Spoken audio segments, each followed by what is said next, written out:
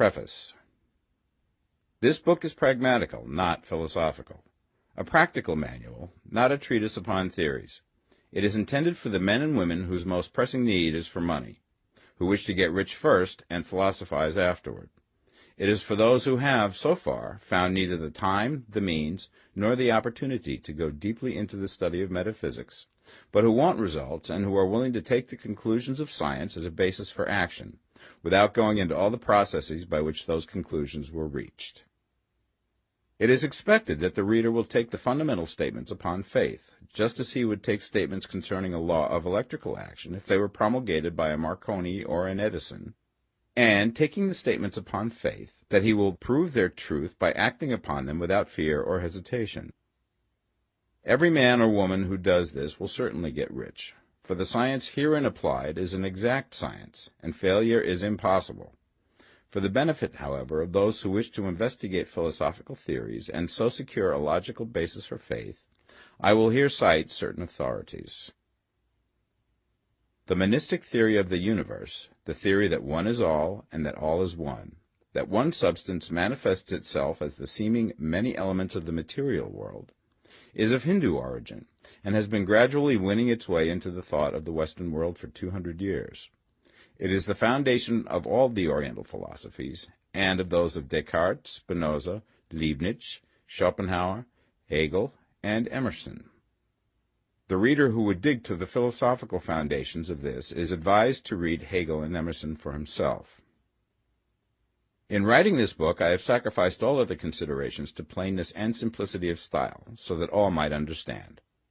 The plan of action laid down herein was deduced from the conclusions of philosophy. It has been thoroughly tested and bears the supreme test of practical experiment. It works. If you wish to know how the conclusions were arrived at, read the writings of the authors mentioned above. And if you wish to reap the fruits of their philosophies in actual practice, read this book and do exactly as it tells you to do. The author. Chapter 1. The Right to be Rich. Whatever may be said in praise of poverty, the fact remains that it is not possible to live a really complete or successful life unless one is rich. No man can rise to his greatest possible height in talent or soul development unless he has plenty of money. For to unfold the soul and to develop talent he must have many things to use, and he cannot have these things unless he has money to buy them with. A man develops in mind, soul, and body by making use of these things, and society is so organized that man must have money in order to become the possessor of things. Therefore, the basis of all advancement for man must be the science of getting rich. The object of all life is development, and everything that lives has an inalienable right to all the development it is capable of attaining.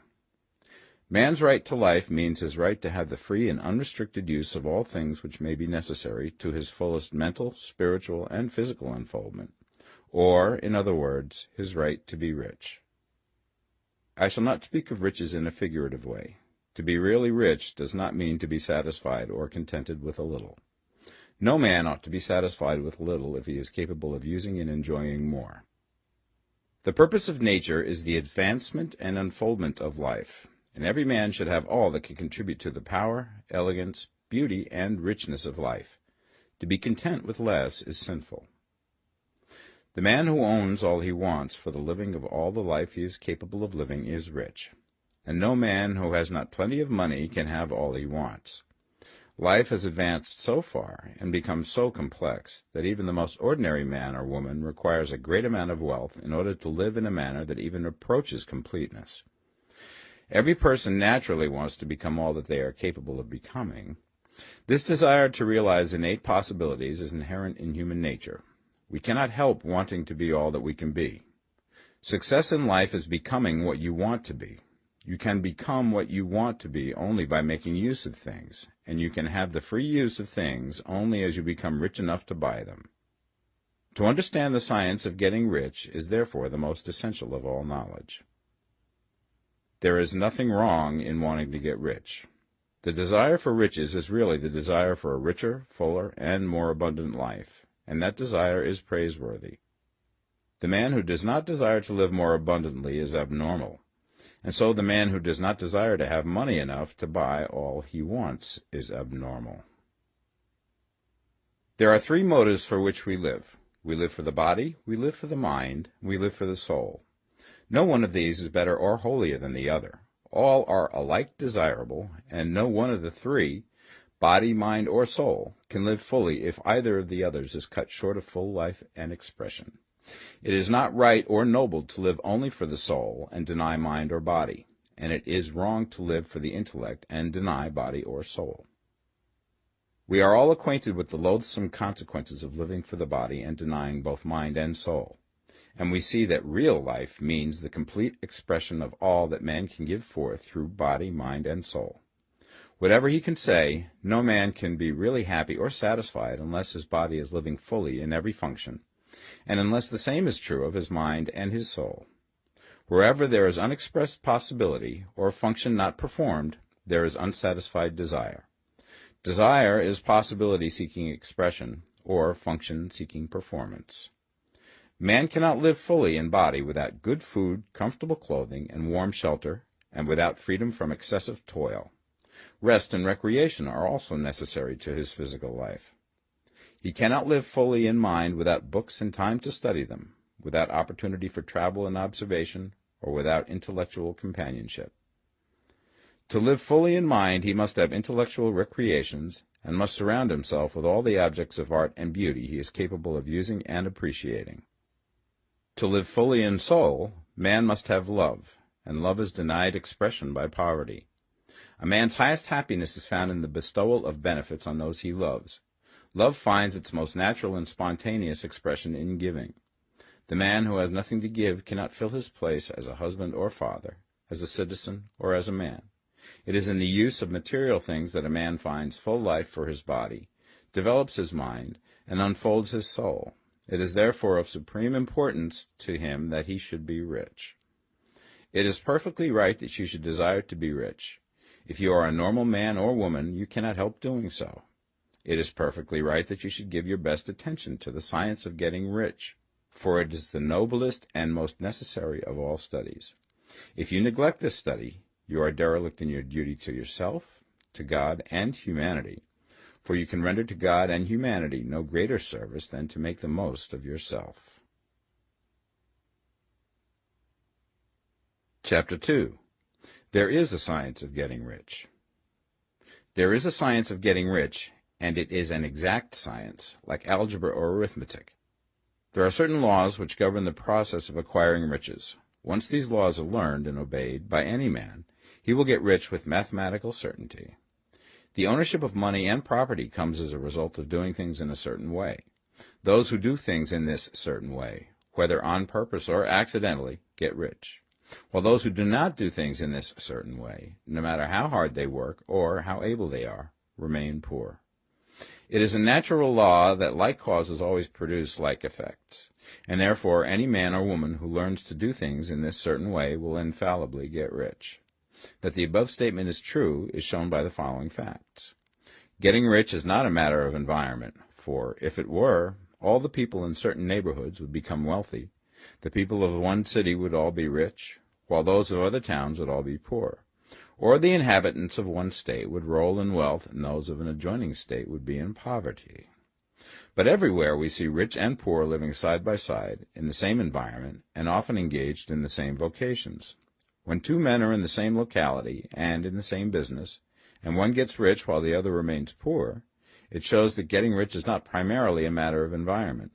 Some environments may be more favorable than others, but when two men in the same business are in the same neighborhood, and one gets rich while the other fails, it indicates that getting rich is the result of doing things in a certain way. And further, the ability to do things in this certain way is not due solely to the possession of talent, for many people who have great talent remain poor, while others who have very little talent get rich. Studying the people who have gotten rich, we find that they are an average lot in all respects, having no greater talents and abilities than other men. It is evident that they do not get rich because they possess talents and abilities that other men have not, but because they happen to do things in a certain way. Getting rich is not the result of saving or thrift. Many very penurious people are poor, while free spenders often get rich. Nor is getting rich due to doing things which others fail to do. For two men in the same business often do almost exactly the same things, and one gets rich while the other remains poor or becomes bankrupt. From all these things, we must come to the conclusion that getting rich is the result of doing things in a certain way. If getting rich is the result of doing things in a certain way, then any man or woman who can do things in that way can become rich, and the whole matter is brought within the domain of exact science. The question arises here whether this certain way may not be so difficult that only a few may follow it. This cannot be true, as we have seen, so far as natural ability is concerned. Talented people get rich, and blockheads get rich. Intellectually brilliant people get rich, and very stupid people get rich. Physically strong people get rich, and weak and sickly people get rich. Some degree of ability to think and understand is, of course, essential. But insofar natural ability is concerned, any man or woman who has sense enough to read and understand these words can certainly get rich. Also, we have seen that it is not a matter of environment. Location counts for something. One would not go to the heart of the Sahara and expect to do successful business. Getting rich involves the necessity of dealing with men and of being where there are people to deal with. And if these people are inclined to deal in the way that you want to deal, so much the better. But that is about as far as environment goes. If anybody else in your town can get rich, so can you. And if anybody else in your state can get rich, so can you. Again, it is not a matter of choosing some particular business or profession. People get rich in every business and in every profession, while their next-door neighbors in the same vocation remain in poverty. It is true that you will do best in a business which you like and which is congenial to you. And if you have certain talents which are well developed, you will do best in a business which calls for the exercise of those talents. Also, you will do best in a business which is suited to your locality. An ice cream parlor would do better in a warm climate than in Greenland, and a salmon fishery will succeed better in the Northwest than in Florida, where there are no salmon. But aside from these general limitations, getting rich is not dependent upon your engaging in some particular business, but upon your learning to do things in a certain way. If you are now in business and anybody else in your locality is getting rich in the same business, while you are not getting rich, it is because you are not doing things in the same way that the other person is doing them. No one is prevented from getting rich by lack of capital. True, as you get capital, the increase becomes more easy and rapid, but one who has capital is already rich and does not need to consider how to become so. No matter how poor you may be, if you begin to do things in a certain way, you will begin to get rich, and you will begin to have capital. The getting of capital is a part of the process of getting rich, and it is a part of the result which invariably follows the doing of things in the certain way. You may be the poorest man on the continent and be deeply in debt. You may have neither friends, influence, nor resources, but if you begin to do things in this way, you must infallibly begin to get rich, for the like causes must produce like effects. If you have no capital, you can get capital. If you're in the wrong business, you can get into the right business. If you're in the wrong location, you can go to the right location, and you can do so by beginning in your present business and in your present location to do things in the certain way which causes success. Chapter 3. Is opportunity monopolized? No man is kept poor because opportunity has been taken away from him, because other people have monopolized the wealth and have put a fence around it. You may be shut off from engaging in business in certain lines, but there are other channels open to you. Probably it would be hard for you to get control of any of the great railroad systems. That field is pretty well monopolized, but the electric railway business is still in its infancy and offers plenty of scope for enterprise. And it will be but a very few years until traffic and transportation through the air will become a great industry, and in all its branches will give employment to hundreds of thousands and perhaps to millions of people. Why not turn your attention to the development of aerial transportation, instead of competing with J.J. Hill and others for a chance in the steam railway world? It is quite true that if you are a working man in the employ of the Steel Trust, you have very little chance of becoming the owner of the plant in which you work. But it is also true that if you will commence to act in a certain way, you can soon leave the employ of the Steel Trust. You can buy a farm from 10 to 40 acres and engage in business as a producer of foodstuffs. There is great opportunity at this time for men who will live upon small tracts of land and cultivate the same intensively. Such men will certainly get rich. You may say that it is impossible for you to get the land, but I'm going to prove to you that it is not impossible, and that you can certainly get a farm if you will go to work in a certain way. At different periods, the tide of opportunity sets in different directions, according to the needs of the whole, and the particular stage of social evolution which has been reached. At present, in America, it is setting towards agricultural and the allied industries and professions. Today, opportunity is open before the factory worker in his line. It is open before the businessman who supplies the farmer more than before the one who supplies the factory worker, and before the professional man who waits upon the farmer more than before the one who serves the working class. There is an abundance of opportunity for the man who will go with the tide instead of trying to swim against it. So the factory workers, either as individuals or as a class, are not deprived of opportunity. The workers are not being kept down by their masters. They are not being ground by the trusts and combinations of capital. As a class, they are where they are because they do not do things in a certain way. If the workers of America chose to do so, they could follow the example of their brothers in Belgium and other countries and establish great department stores and cooperative industries. They could elect men of their own class to office and pass laws favoring the development of such cooperative industries, and in a few years they could take peaceable possession of the industrial field. The working class may become the master class whenever they will begin to do things in a certain way.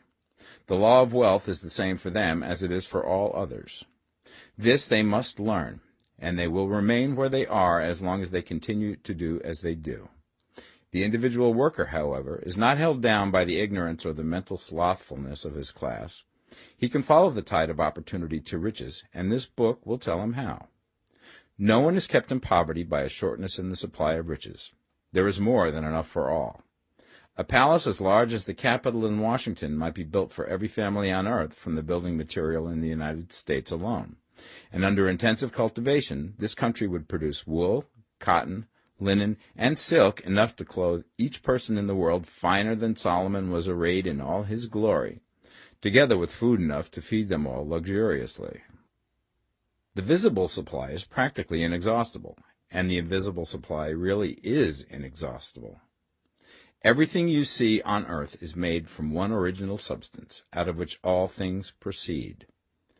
New forms are constantly being made, and older ones are dissolving, but all are shapes assumed by one thing. There is no limit to the supply of formless stuff or original substance. The universe is made out of it, but it was not all used in making the universe. The spaces in, through, and between the forms of the visible universe are permeated and filled with the original substance, with the formless stuff, with the raw material of all things.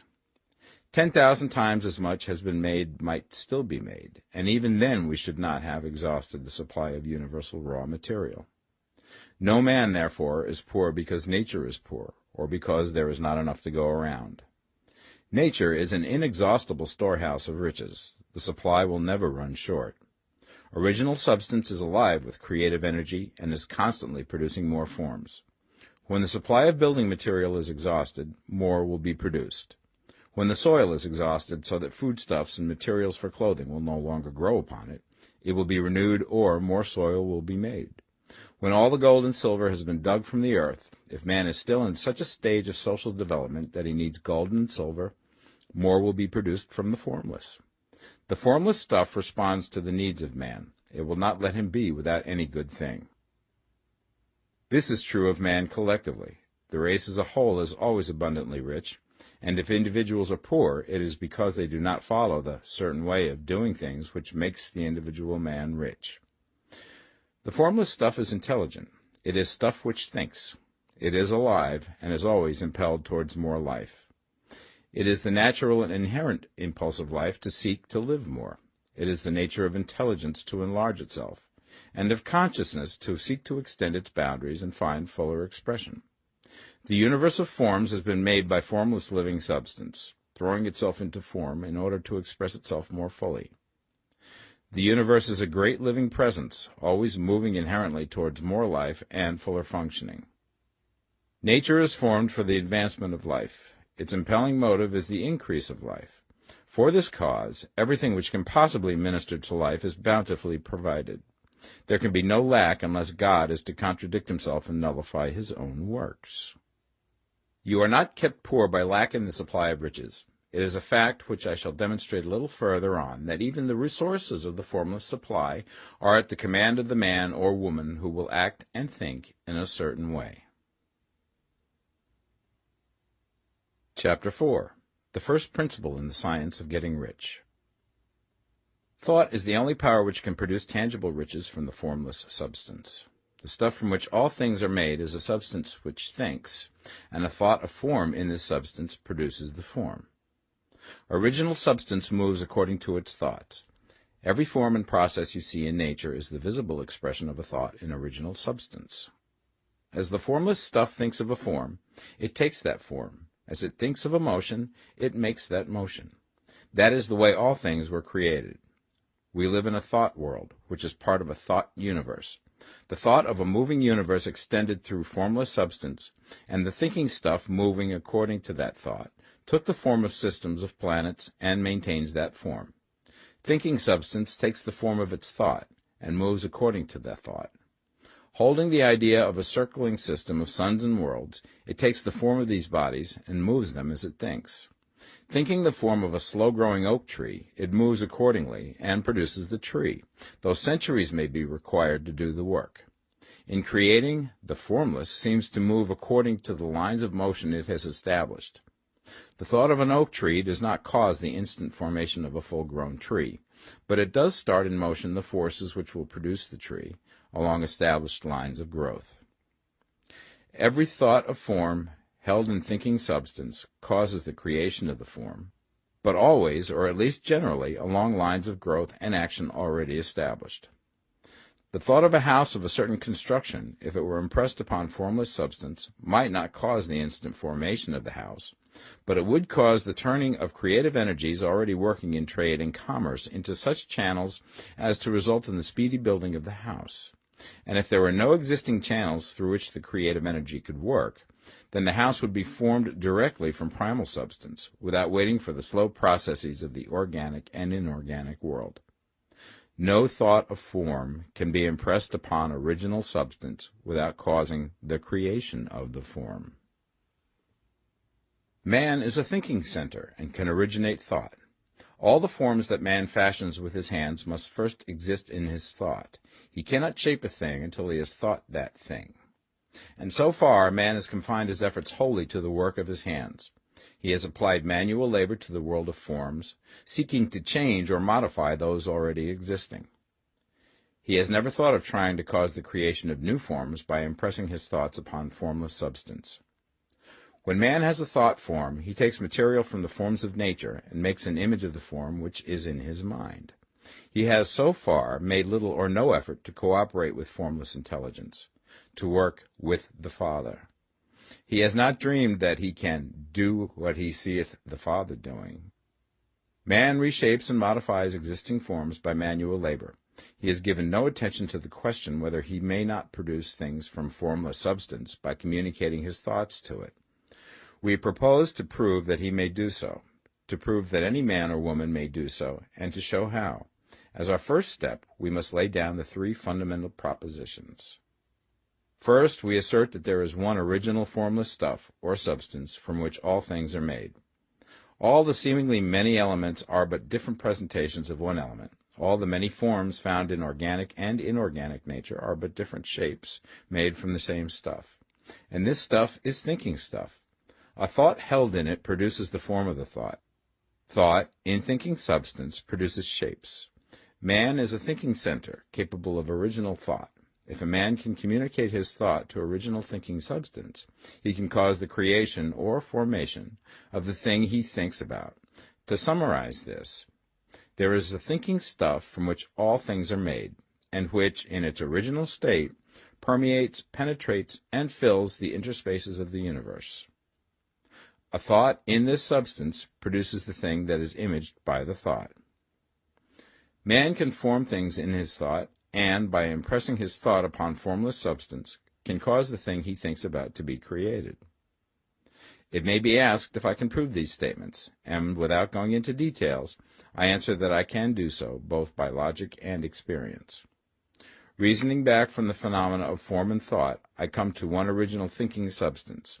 And reasoning forward from that thinking substance, I come to man's power to cause the formation of the thing he thinks about. And by experiment, I find the reasoning true. And this is my strongest proof. If one man who reads this book gets rich by doing what it tells him to do, that is evidence in support of my claim. But if every man who does what it tells him to do gets rich, that is proof positive until someone goes through the process and fails. The theory is true until the process fails, and this process will not fail. For every man who does exactly what this book tells him to do will get rich. I have said that men get rich by doing things in a certain way, and in order to do so, men must become able to think in a certain way. A man's way of doing things is the direct result of the way he thinks about things. To do things in a way that you want to do them, you will have to acquire the ability to think the way you want to think.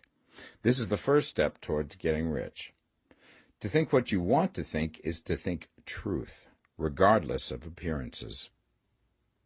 Every man has the natural and inherent power to think what he wants to think, but it requires far more effort to do so than it does to think the thoughts which are suggested by appearances. To think according to appearance is easy. To think truth regardless of appearances is laborious, and requires the expenditure of more power than any other work man is called upon to perform. There is no labor from which most people shrink as they do from that of sustained and consecutive thought. It is the hardest work in the world. This is especially true when truth is contrary to appearances. Every appearance in the visible world tends to produce a corresponding form in the mind which observes it, and this can only be prevented by holding the thought of the truth. To look upon the appearance of disease will produce the form of disease in your own mind and ultimately in your body, unless you hold the thought of the truth, which is that there is no disease. It is only an appearance, and the reality is health. To look upon the appearances of poverty will produce corresponding forms in your own mind, unless you hold to the truth that there is no poverty, there is only abundance.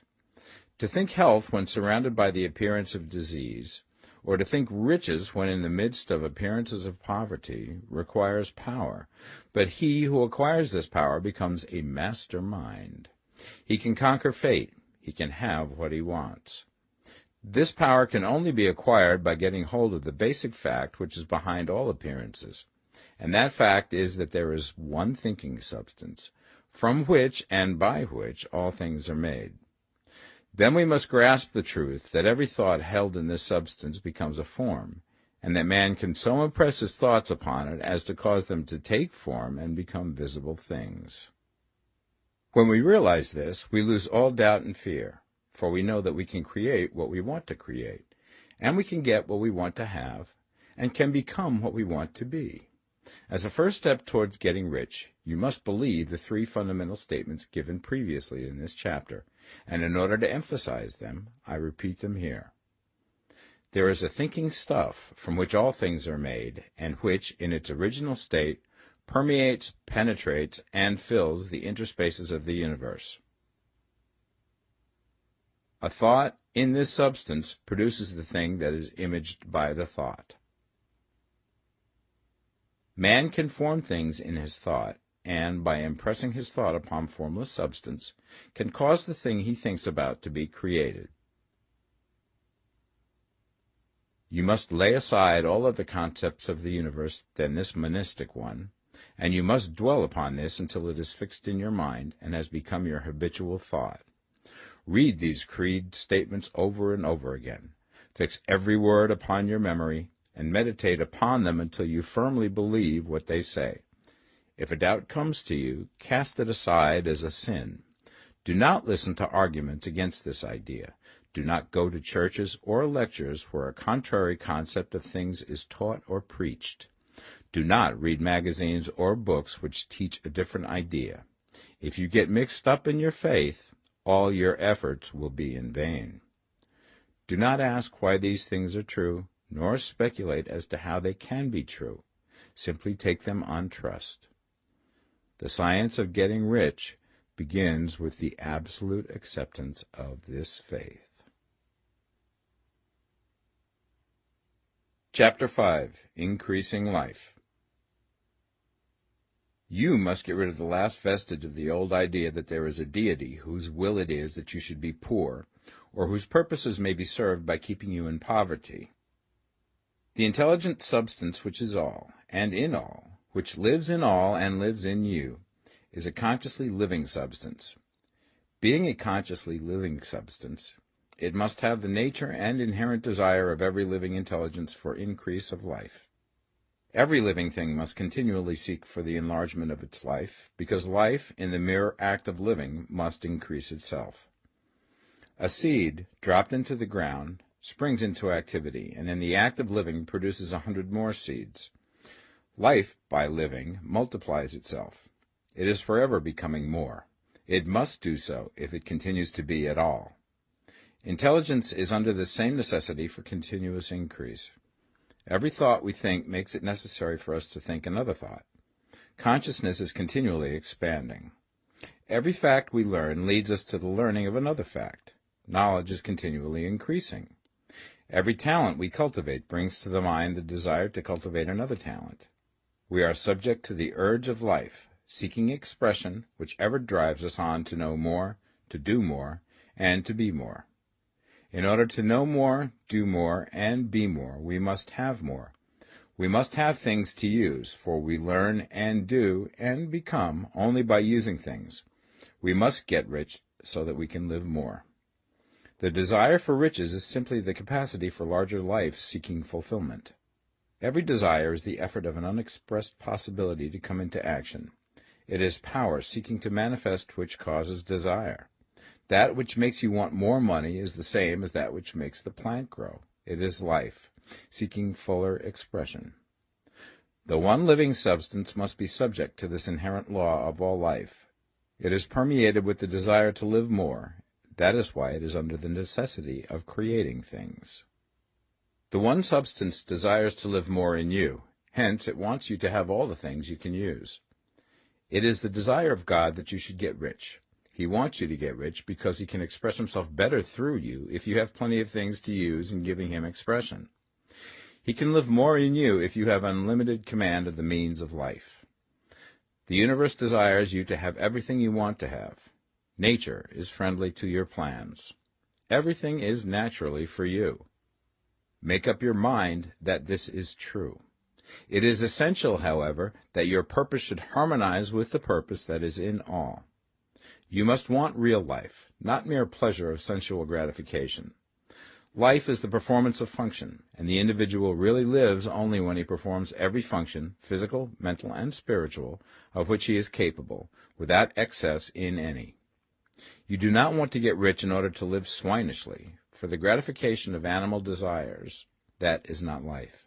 But the performance of every physical function is a part of life, and no one lives completely who denies the impulses of the body a normal and healthful expression. You do not want to get rich solely to enjoy mental pleasures, to get knowledge, to gratify ambition, to outshine others, to be famous.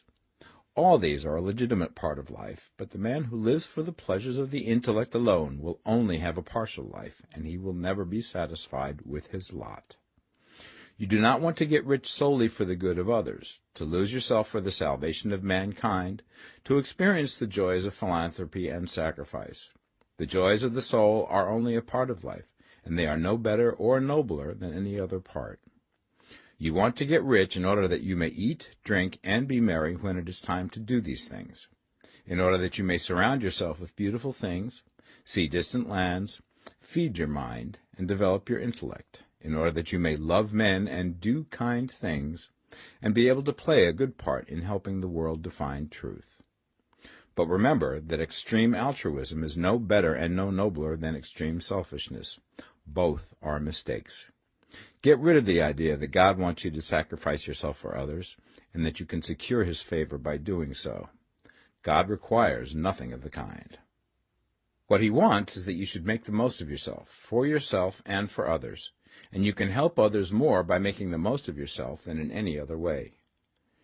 You can make the most of yourself only by getting rich, so it is right and praiseworthy that you should give your first and best thought to the work of acquiring wealth. Remember, however, that the desire of substance is for all, and its movements must be for more life to all. It cannot be made to work for less life to any, because it is equally in all, seeking riches and life. Intelligent substance will make things for you, but it will not take things away from someone else and give them to you. You must get rid of the thought of competition. You are to create, not to compete for what is already created. You do not have to take anything away from anyone. You do not have to drive sharp bargains.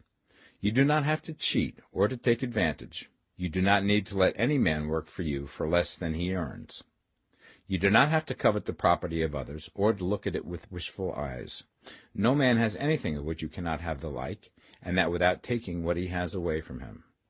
You are to become a creator, not a competitor.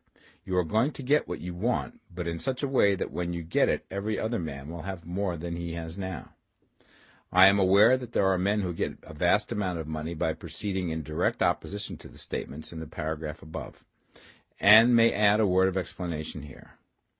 Men of the plutocratic type, who become very rich, do so sometimes purely by their extraordinary ability on the plane of competition, and sometimes they unconsciously relate themselves to substance and its great purposes and movements for the general racial upbuilding through industrial evolution. Rockefeller, Carnegie, Morgan, et al. Have been the unconscious agents of the supreme in the necessary work of systematizing and organizing productive industry, and, in the end, their work will contribute immensely towards increased life for all. Their day is nearly over. They have organized production, and will soon be succeeded by the agents of the multitude, who will organize the machinery of distribution. The multimillionaires are like the monster reptiles of the prehistoric eras. They play a necessary part in the evolutionary process, but the same power which produced them will dispose of them, and it is well to bear in mind that they have never been really rich. A record of the private lives of most of this class will show that they have really been the most abject and wretched of the poor. Riches secured on the competitive plane are never satisfactory and permanent. They are yours today and another's tomorrow. Remember, if you are to become rich in a scientific and certain way, you must rise entirely out of the competitive thought. You must never think for a moment that the supply is limited. Just as soon as you begin to think that all the money is being cornered and controlled by bankers and others, and that you must exert yourself to get laws passed to stop this process, and so on, in that moment you drop into the competitive mind, and your power to cause creation is gone for the time being. And what is worse, you will probably arrest the creative movements you have already instituted. Know that there are countless millions of dollars worth of gold in the mountains of the earth, not yet brought to light, and know that if there were not, more would be created from thinking substance to supply your needs. Know that the money you need will come, even if it is necessary for 1,000 men to be led to the discovery of new gold mines tomorrow. Never look at the visible supply. Look always at the limitless riches in formless substance, and know that they are coming to you as fast as you can receive and use them. Nobody, by cornering the visible supply, can prevent you from getting what is yours. So never allow yourself to think for an instant that all the best building spots will be taken before you get ready to build your house, unless you hurry. Never worry about the trusts and combines, and get anxious for fear that they will soon come to own the whole earth. Never get afraid that you will lose what you want because some other person beat you to it. That cannot possibly happen. You are not seeking anything that is possessed by anybody else. You are causing what you want to be created from formless substance, and the supply is without limits. Stick to the formulated statement. There is a thinking stuff from which all things are made, and which, in its original state, permeates, penetrates, and fills the interspaces of the universe. A thought in this substance produces the thing that is imaged by the thought. Man can form things in his thought, and by impressing his thought upon formless substance, can cause the thing he thinks about to be created. Chapter 6. How Riches Come to You. When I say that you do not have to drive sharp bargains, I do not mean that you do not have to drive any bargains at all, or that you are above the necessity for having any dealings with your fellow men. I mean that you will not need to deal with them unfairly. You do not have to get something for nothing, but can give to every man more than you take from him. You cannot give every man more in cash market value than you take from him, but you can give him more in use value than the cash value of the thing you take from him. The paper, ink, and other material in this book may not be worth the money you pay for it, but if the ideas suggested by it bring you thousands of dollars, you have not been wronged by those who sold it to you. They have given you a great use value for a small cash value. Let us suppose that I own a picture by one of the great artists, which in any civilized community is worth thousands of dollars. I take it to Baffin Ray, and by salesmanship induce an Eskimo to give a bundle of furs worth $500 for it. I have really wronged him, for he has no use for the picture. It has no value to him. It will not add to his life. But suppose I give him a gun worth $50 for his furs. Then he has made a good bargain. He has use for the gun. It will get him many more furs and much food. It will add to his life in every way. It will make him rich. When you rise from the competitive to the creative plane, you can scan your business transactions very strictly, and if you are selling any man anything which does not add more to his life than the thing he gives you in exchange, you can afford to stop it. You do not have to beat anybody in business, and if you are in a business which does beat people, get out of it at once. Give every man more in use value than you take from him in cash value. Then you are adding to the life of the world by every business transaction. If you have people working for you, you must take from them more in cash value than you pay them in wages. But you can so organize your business that it will be filled with the principle of advancement, and so that each employee who wishes to do so may advance a little every day. You can make your business do for your employees what this book is doing for you. You can so conduct your business that it will be a sort of ladder, by which every employee who will take the trouble may climb to riches himself, and, given the opportunity, if he will not do so, it is not your fault. And finally, because you are to cause the creation of your riches from formless substance which permeates all your environment, it does not follow that they are to take shape from the atmosphere and come into being before your eyes. If you want a sewing machine, for instance, I do not mean to tell you that you are to impress the thought of a sewing machine on thinking substance until the machine is formed without hands, in the room where you sit or elsewhere. But if you want a sewing machine, hold the mental image of it with the most positive certainty that it is being made, or is on its way to you. After once forming the thought, have the most absolute and unquestioning faith that the sewing machine is coming. Never think of it, or speak of it, in any other way than as being sure to arrive. Claim it as already yours. It will be brought to you by the power of the Supreme Intelligence, acting upon the minds of men. If you live in Maine, it may be that a man will be brought from Texas or Japan to engage in some transaction which will result in your getting what you want. If so, the whole matter will be as much to that man's advantage as it is to yours.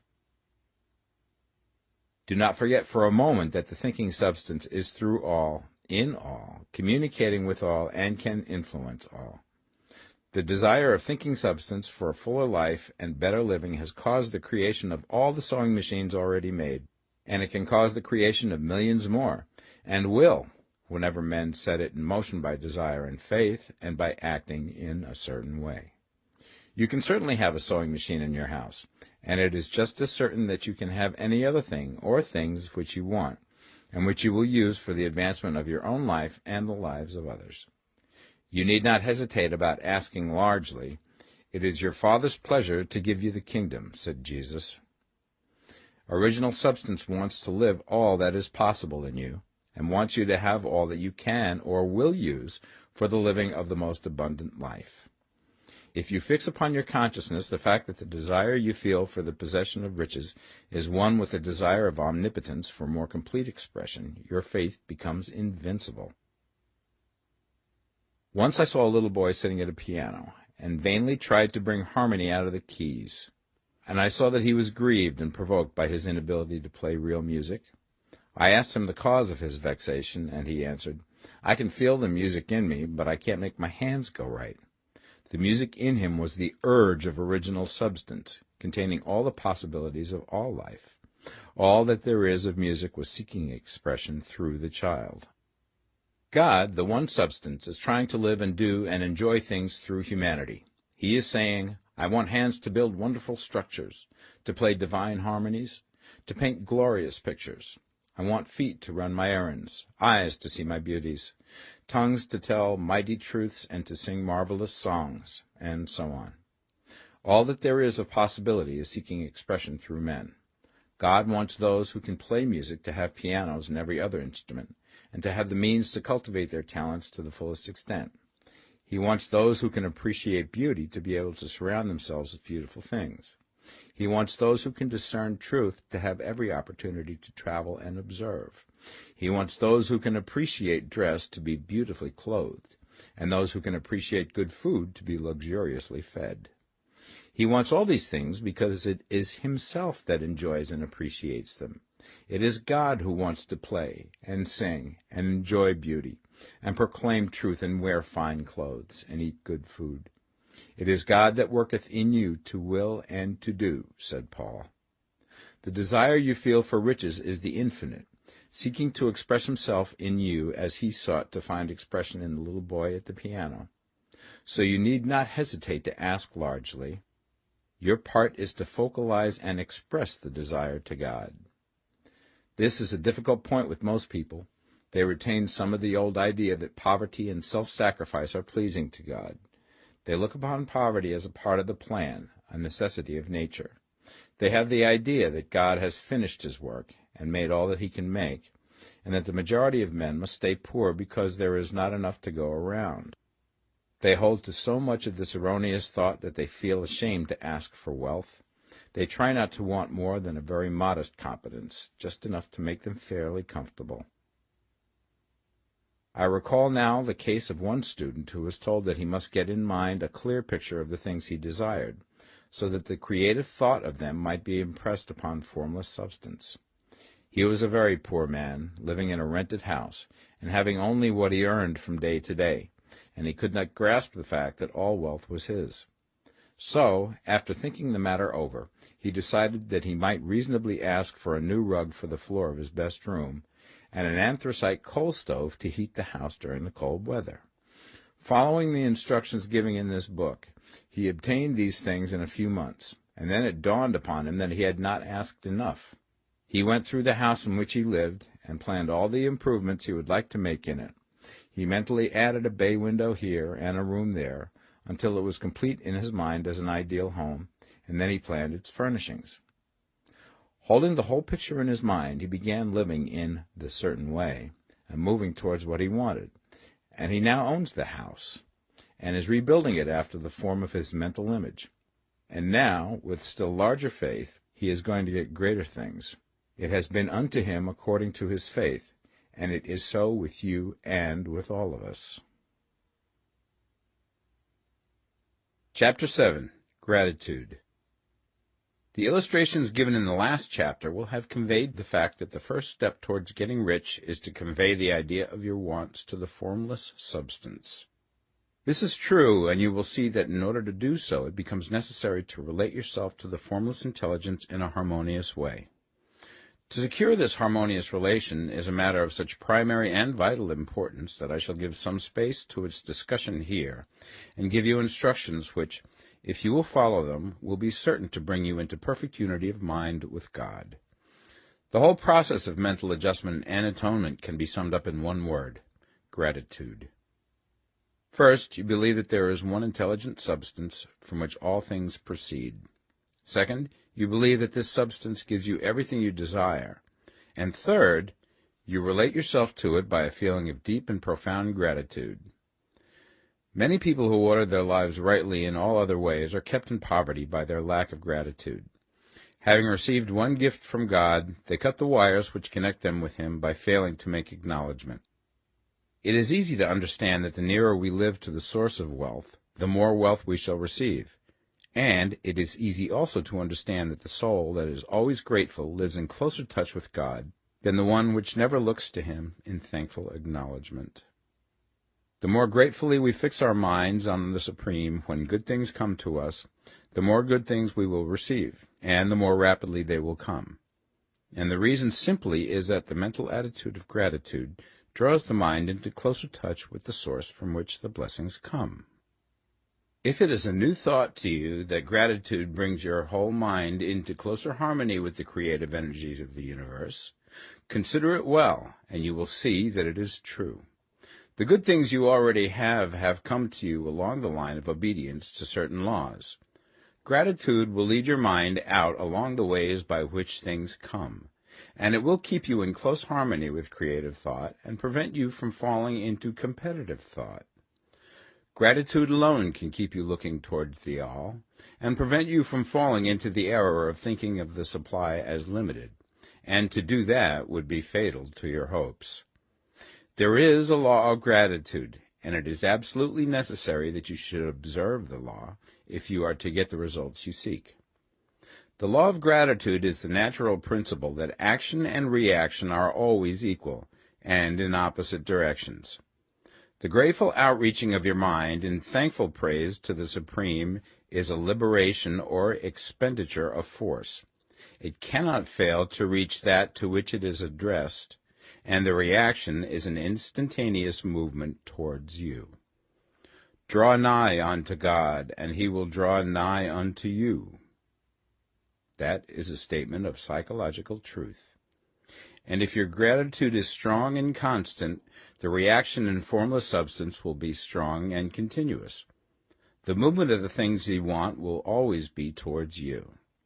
Notice the grateful attitude that Jesus took, how he always seemed to be saying, I thank thee, Father, that thou hearest me. You cannot exercise much power without gratitude, for it is gratitude that keeps you connected with power. But the value of gratitude does not consist solely in getting you more blessings in the future. Without gratitude, you cannot long keep from dissatisfied thought regarding things as they are.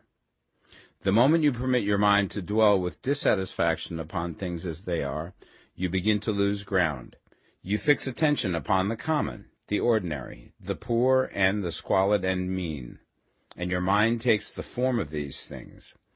Then you will transmit these forms or mental images to the formless, and the common, the poor, the squalid, and mean will come to you. To permit your mind to dwell upon the inferior is to become inferior, and to surround yourself with inferior things. On the other hand, to fix your attention on the best is to surround yourself with the best, and to become the best. The creative power within us makes us into the image of that to which we give our attention.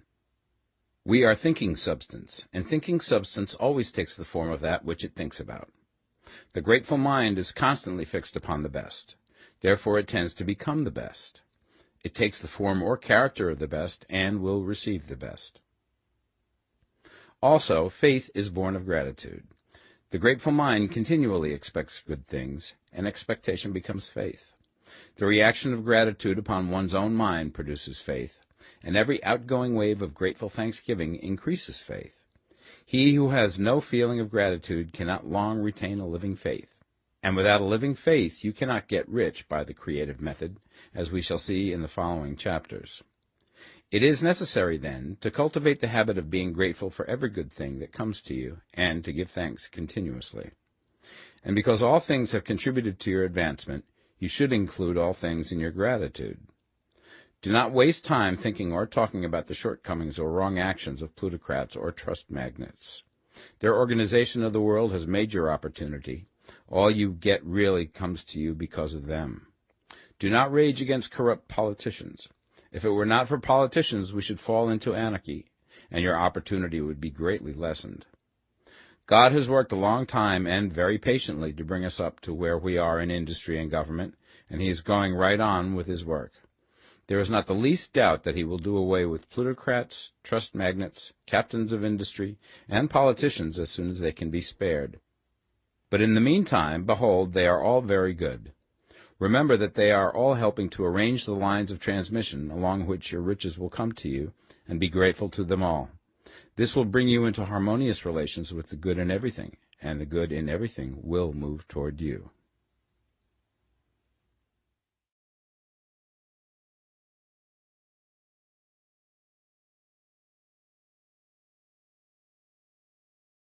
The Science of Getting Rich, Part 2.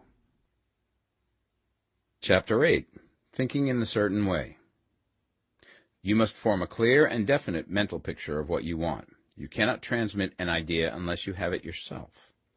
You must have it before you can give it, and many people fail to impress thinking substance because they have themselves only a vague and misty concept of the things they want to do, to have, or to become. It is not enough that you should have a general desire for wealth to do good with. Everybody has that desire. It is not enough that you should have a wish to travel, see things, live more, etc. Everybody has those desires also. If you were going to send a wireless message to a friend, you would not send the letters of the alphabet in their order and let him construct the message for himself, nor would you take words at random from the dictionary. You would send a coherent sentence, one which meant something. When you try to impress your wants upon substance, remember that it must be done by a coherent statement. You must know what you want and be definite. You can never get rich or start the creative power into action by sending out unformed longings and vague desires. Go over your desires just as the man I have described went over his house. See just what you want and get a clear mental picture of it as you wish it to look when you get it. That clear mental picture you must have continually in mind, as the sailor has in mind the port towards which he is sailing the ship. You must keep your face towards it all the time. You must no more lose sight of it than the steersman loses sight of the compass. It is not necessary to take exercises in concentration, nor to set apart special times for prayer and affirmation, nor to go into the silence, nor to do occult stunts of any kind. There things are well enough, but all you need is to know what you want, and to want it badly enough so that it will stay in your thoughts. Spend as much of your leisure time as you can in contemplating your picture, but no one needs to take exercises to concentrate his mind on a thing which he really wants. It is the things you do not really care about which require effort to fix your attention upon them. And unless you really want to get rich, so that the desire is strong enough to hold your thoughts directly to the purpose, as the magnetic pole holds the needle of the compass, it will hardly be worthwhile for you to try to carry out the instructions given in this book. The methods herein set forth are for people whose desire for riches is strong enough to overcome mental laziness and the love of ease, and make them work. The more clear and definite you make your pictures then, and the more you dwell upon it, bringing out all of its delightful details, the stronger your desire will be, and the stronger your desire, the easier it will be to hold your mind fixed upon the picture of what you want. Something more is necessary, however, than merely to see the picture clearly. If that is all you do, you are only a dreamer, and will have little or no power for accomplishment. Behind your clear vision must be the purpose to realize it, to bring it out in tangible expression. And behind this purpose must be an invincible and unwavering faith that the thing is already yours, that it is at hand, and you have only to take possession of it. Live in the new house mentally until it takes form around you physically. In the mental realm, enter at once into full enjoyment of the things you want. Whatsoever things ye ask for when ye pray, believe that ye receive them, and ye shall have them, said Jesus. See the things you want as if they were actually around you all the time. See yourself as owning and using them. Make use of them in imagination, just as you will use them when they are your tangible possessions. Dwell upon your mental picture until it is clear and distinct, and then take the mental attitude of ownership towards everything in that picture. Take possession of it in mind, in the full faith that it is actually yours. Hold to this mental ownership. Do not waver for an instant in the faith that it is real. And remember what was said in the preceding chapter about gratitude. Be as thankful for it all the time as you expect to be when it has taken form. The man who can sincerely thank God for the things which as yet he owns only in imagination has real faith. He will get rich. He will cause the creation of whatsoever he wants. You do not need to pray repeatedly for things you want. It is not necessary to tell God about it every day. Use not vain repetitions as the heathens do, said Jesus to his pupils. For your Father knoweth that ye have need of these things before ye ask him.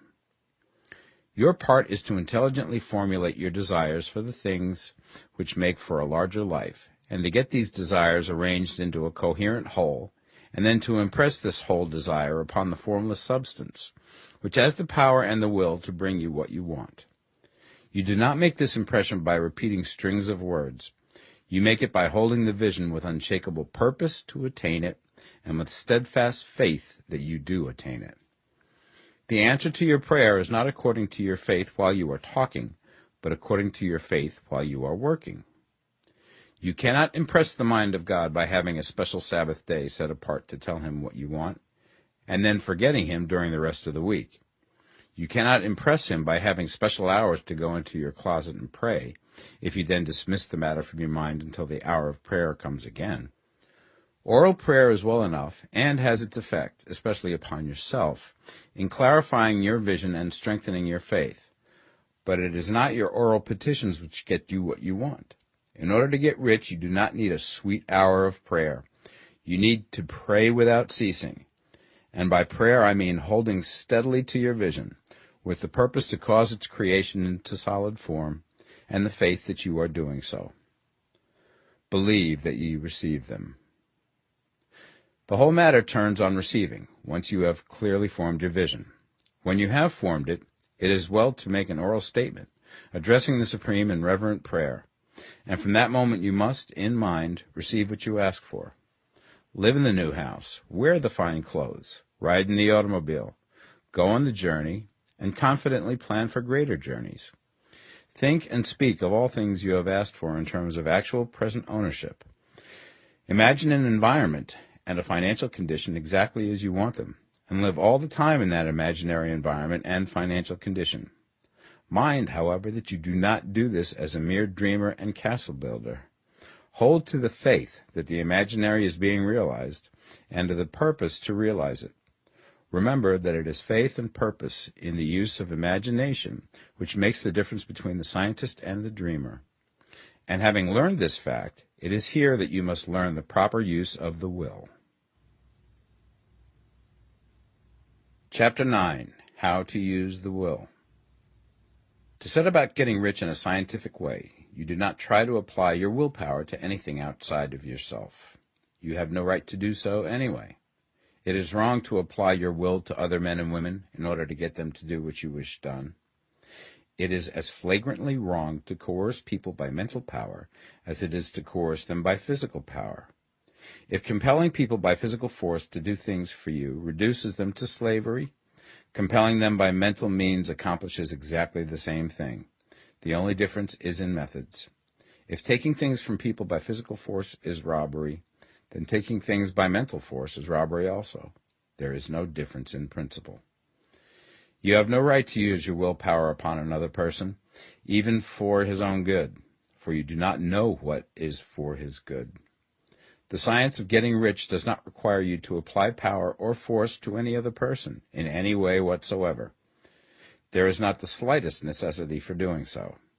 Indeed, any attempt to use your will upon others will only tend to defeat your purpose. You do not need to apply your will to things in order to compel them to come to you.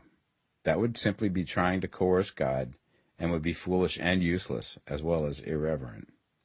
You do not have to compel God to give you good things, any more than you have to use your willpower to make the sun rise. You do not have to use your willpower to conquer an unfriendly deity, or to make stubborn and rebellious forces do your bidding. Substance is friendly to you, and is more anxious to give you what you want than you are to get it. To get rich, you need only to use your willpower upon yourself. When you know what to think and do, then you must use your will to compel yourself to think and do the right things. That is the legitimate use of the will in getting what you want, to use it in holding yourself to the right course. Use your will to keep yourself thinking and acting in the certain way. Do not try to project your will or thoughts or your mind out into space to act on things or people. Keep your mind at home. It can accomplish more there than elsewhere. Use your mind to form a mental image of what you want and to hold that vision with faith and purpose, and use your will to keep your mind working in the right way. The more steady and continuous your faith and purpose, the more rapidly you will get rich, because you will make only positive impressions upon substance, and you will not neutralize or offset them by negative impressions. The picture of your desires, held with faith and purpose, is taken up by the formless and permeates it to great distances throughout the universe, for all I know. As this impression spreads, all things are set moving towards its realizations. Every living thing, every inanimate thing, and the things yet uncreated are stirred towards bringing into being that which you want. All forces begin to be exerted in that direction. All things begin to move towards you. The minds of people everywhere are influenced towards doing the things necessary to the fulfilling of your desires, and they work for you unconsciously. But you can check all this by starting a negative impression in the formless substance. Doubt or unbelief is as certain to start a movement away from you as faith and purpose are to start one toward you. It is by not understanding this that most people who try to make use of mental science in getting rich make their failure. Every hour and moment you spend in giving heeds to doubts and fears. Every hour you spend in worry, every hour in which your soul is possessed by unbelief, sets a current away from you in the whole domain of intelligent substance. All the promises are unto them that believe, and unto them only. Notice how insistent Jesus was upon this point of belief, and now you know the reason why. Since belief is all important, it behooves you to guard your thoughts, and as your beliefs will be shaped to a very great extent by the things you observe and think about, it is important that you should command your attention. And here the will comes into use, for it is by your will that you determine upon what things your attention shall be fixed. If you want to become rich, you must not make a study of poverty. Things are not brought into being by thinking about their opposites. Health is never to be attained by studying disease and thinking about disease. Righteousness is not to be promoted by studying sin and thinking about sin. And no one ever got rich by studying poverty and thinking about poverty. Medicine as a science of disease has increased disease. Religion as a science of sin has promoted sin. And economics as a study of poverty will fill the world with wretchedness and want. Do not talk about poverty. Do not investigate it or concern yourself with it.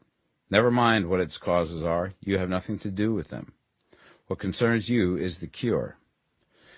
Do not spend your time in charitable work or charity movements.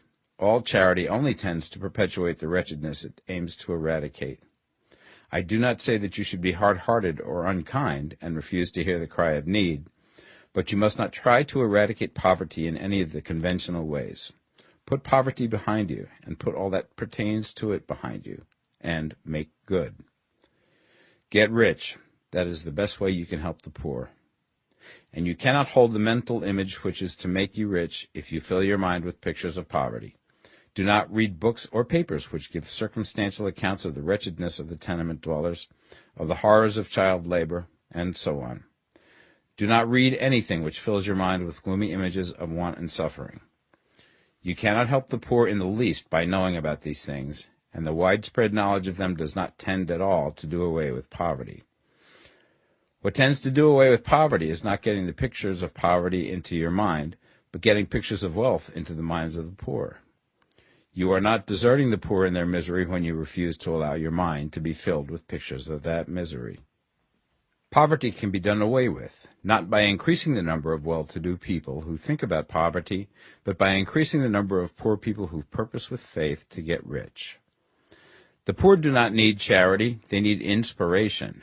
Charity only sends them a loaf of bread to keep them alive in their wretchedness, or give them an entertainment to make them forget for an hour or two. But inspiration will cause them to rise out of their misery.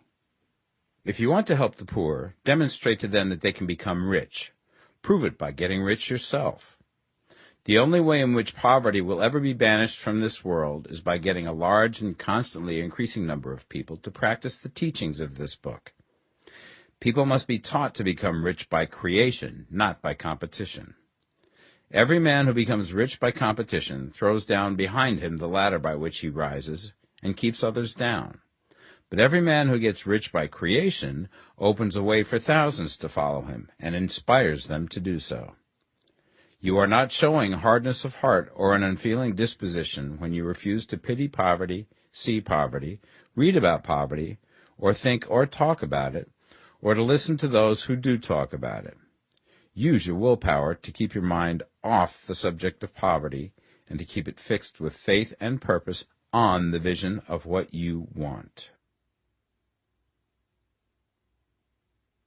Chapter 10. Further Use of the Will. You cannot retain a true and clear vision of wealth if you are constantly turning your attention to opposing pictures, whether they be external or imaginary. Do not tell of your past troubles of a financial nature, if you have had them. Do not think of them at all. Do not tell of the poverty of your parents, or the hardships of your early life.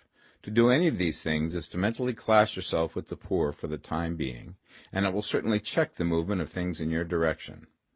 Let the dead bury their dead, as Jesus said. Put poverty and all things that pertain to poverty completely behind you.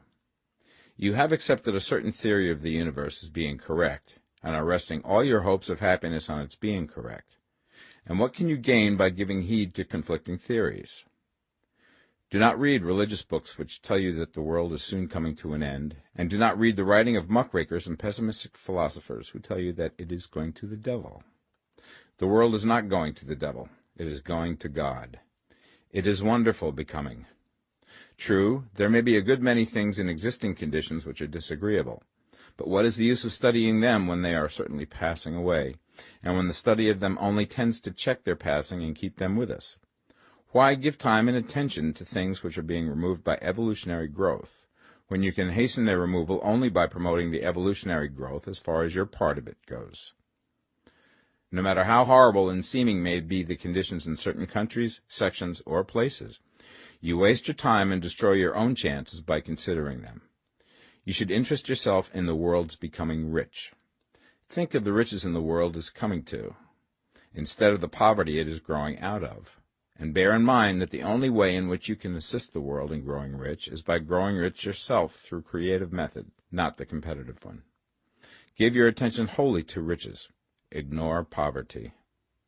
Whenever you think or speak of those who are poor, think and speak of them as those who are becoming rich, as those who are to be congratulated rather than pitied. Then they and others will catch the inspiration and begin to search for the way out. Because I say that you are to give your whole time and mind and thought to riches, it does not follow that you are to be sordid or mean. To become really rich is the noblest aim you can have in life, for it includes everything else. On the competitive plane, the struggle to get rich is a godless scramble for power over other men. But when we come into the creative mind, all this is changed.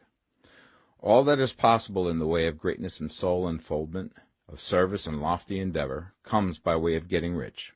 All is made possible by the use of things. If you lack for physical health, you will find that the attainment of it is conditional on you getting rich. Only those who are emancipated from financial worry, and who have the means to live a carefree existence and follow hygienic practices, can have and retain health. Moral and spiritual greatness is possible only to those who are above the competitive battle for existence. And only those who are becoming rich on the plane of creative thought are free from the degrading influences of competition. If your heart is set on domestic happiness, remember that love flourishes best when there is refinement, a high level of thought, and freedom from corrupting influences. And these are to be found only where riches are attained by the exercise of creative thought, without strife or rivalry. You can aim at nothing so great or noble, I repeat, as to become rich, and you must fix your attention upon your mental picture of riches, to the exclusion of all that may tend to dim or obscure the vision. You must learn to see the underlying truth in all things. You must see beneath all seemingly wrong conditions the great one life, ever moving forward towards fuller expression and more complete happiness. It is the truth that there is no such thing as poverty, that there is only wealth. Some people remain in poverty because they are ignorant of the fact that there is wealth for them, and these can best be taught by showing them the way to affluence in your own person and practice. Others are poor because, while they feel that there is a way out, they are too intellectually indolent to put forth the mental effort necessary to find that way and by travel it. Others still are poor because, while they have some notion of science, they have become so swamped and lost in the maze of metaphysical and occult theories that they do not know which road to take. They try a mixture of many systems and fail in all. For these, again, the very best thing to do is to show the right way in your own person and practice. An ounce of doing things is worth a pound of theorizing. The very best thing you can do for the whole world is to make the most of yourself. You can serve God and man in no more effective way than by getting rich. That is, if you get rich by the creative method and not by the competitive one. Another thing. We assert that this book gives in detail the principles of the science of getting rich. And if that is true, you do not need to read any other book upon the subject. This may sound narrow and egotistical, but consider. There is no more scientific method of computation in mathematics than by addition, subtraction, multiplication, and division. No other method is possible. There can be but one shortest distance between 2 points. There is only one way to think scientifically, and that is to think in the way that leads by the most direct and simple route to the goal. No man has yet formulated a briefer or less complex system than the one set forth herein. It has been stripped of all non-essentials. When you commence on this, lay all others aside. Put them out of your mind altogether. Read this book every day. Keep it with you. Commit it to memory, and do not think about other systems and theories. If you do, you will begin to have doubts, and to be uncertain and wavering in your thought, and then you will begin to make failures. After you have made good and become rich, you may study other systems as much as you please. But until you are quite sure that you have gained what you want, do not read anything on this line but this book, unless it be the authors mentioned in the preface. And read only the most optimistic comments on the world's news, those in harmony with your picture. Also, postpone your investigations into the occult. Do not dabble in theosophy, spiritualism, or kindred studies. It is very likely that the dead still live and are near, but if they are, let them alone. Mind your own business. Wherever the spirits of the dead may be, they have their own work to do and their own problems to solve, and we have no right to interfere with them. We cannot help them, and it is very doubtful whether they can help us, or whether we have any right to trespass upon their time if they can. Let the dead and the hereafter alone, and solve your own problem. Get rich. If you begin to mix with the occult, you will start mental cross-currents which will surely bring your hopes to shipwreck. Now, this and the preceding chapters have brought us to the following statement of basic facts. There is a thinking stuff from which all things are made, and which, in its original state, permeates, penetrates, and fills the interspaces of the universe. A thought in this substance produces the thing that is imaged by the thought. Man can form things in his thought, and, by impressing his thought upon formless substance, can cause the thing he thinks about to be created. In order to do this, man must pass from the competitive to the creative mind. He must form a clear mental picture of the things he wants, and hold this picture in his thoughts with the fixed purpose to get what he wants, and the unwavering faith that he does get what he wants, closing his mind against all that may tend to shake his purpose, dim his vision, or quench his faith. And in addition to all this, we shall now see that he must live and act in a certain way. Chapter 11. Acting in the Certain Way. Thought is the creative power, or the impelling force which causes the creative power to act. Thinking in a certain way will bring riches to you, but you must not rely upon thought alone, paying no attention to personal action. That is the rock upon which many otherwise scientific metaphysical thinkers meet shipwreck, the failure to connect thought with personal action. We have not yet reached the stage of development, even supposing such a stage to be possible, in which man can create directly from formless substance without nature's processes or the work of human hands. Man must not only think, but his personal action must supplement his thought. By thought you can cause the gold in the hearts of the mountains to be impelled towards you, but it will not mine itself, refine itself, coin itself into double eagles, and come rolling along the roads seeking its way into your pocket. Under the impelling power of the Supreme Spirit, men's affairs will be so ordered that someone will be led to mine the gold for you. Other men's business transactions will be so directed that the gold will be brought toward you, and you must so arrange your own business affairs that you may be able to receive it when it comes to you. Your thought makes all things, animate and inanimate, work to bring you what you want, but your personal activity must be such that you can rightly receive what you want when it reaches you. You are not to take it as charity, nor to steal it. You must give every man more in use value than he gives you in cash value. The scientific use of thought consists in forming a clear and distinct mental image of what you want, in holding fast to the purpose to get what you want, and in realizing with grateful faith that you do get what you want. Do not try to project your thought in any mysterious or occult way, with the idea of having it go out and do things for you. That is a wasted effort and will weaken your power to think with sanity. The action of thought in getting rich is fully explained in the preceding chapters. Your faith and purpose positively impress your vision upon formless substance, which has the same desire for more life that you have. And this vision, received from you, sets all the creative forces at work in and through their regular channels of action, but directed towards you. It is not your part to guide or supervise the creative process. All you have to do with that is to retain your vision, stick to your purpose, and maintain your faith and gratitude. But you must act in a certain way, so that you can appropriate what is yours when it comes to you, so that you can meet the things you have in your picture and put them in their proper places as they arrive. You can really see the truth of this. When things reach you, they will be in the hands of other men, who will ask an equivalent for them. And you can only get what is yours by giving the other man what is his. Your pocketbook is not going to be transformed into a Fortunata's purse, which shall be always full of money without effort on your part. This is the crucial point in the science of getting rich, right here, where thought and personal action must be combined. There are very many people who, consciously or unconsciously, set the creative forces in action by the strength and persistence of their desires, but who remain poor because they do not provide for the reception of the thing they want when it comes. By thought, the thing you want is brought to you. By action, you receive it. Whatever your action is to be, it is evident that you must act now.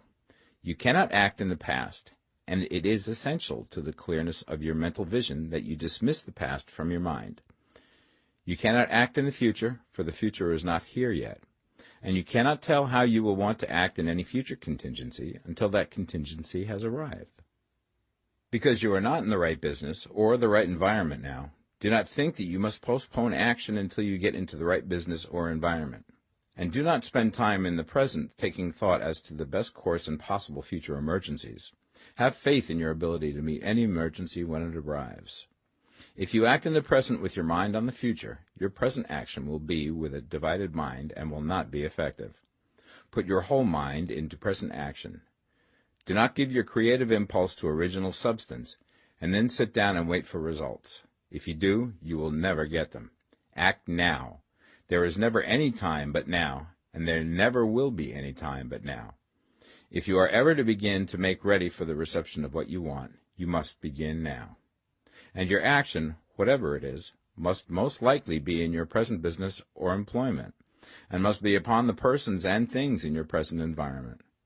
You cannot act where you are not, you cannot act where you have been, and you cannot act where you are going to be. You can act only where you are. Do not bother as to whether yesterday's work was well done or ill done. Do today's work well. Do not try to do tomorrow's work now. There will be plenty of time to do that when you get to it. Do not try, by occult or mystical means, to act on people or things that are out of your reach. Do not wait for a change of environment. Before you act, get a change of environment by action. You can so act upon the environment in which you are now, as to cause yourself to be transferred to a better environment.